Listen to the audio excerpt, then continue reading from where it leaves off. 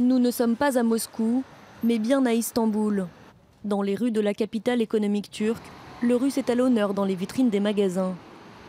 Pourtant, depuis la détérioration des relations entre les deux pays, le nombre de touristes russes a chuté brutalement pour devenir quasi nul. La Russie a ensuite imposé de lourdes sanctions économiques à la Turquie, ce qui n'empêche pas les Stambouliotes de voir d'un bon œil ce rapprochement. Si nous sommes en paix avec la Russie, nous bénéficierons de nombreux avantages, des relations commerciales, des importations, des exportations, bref l'avenir de notre pays.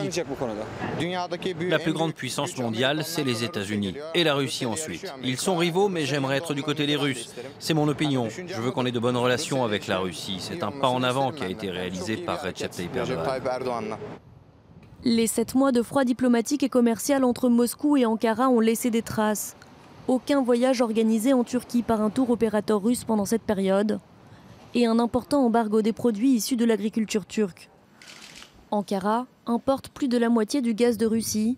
Ce rapprochement pourrait permettre notamment de relancer le projet de gazoduc Turk Stream.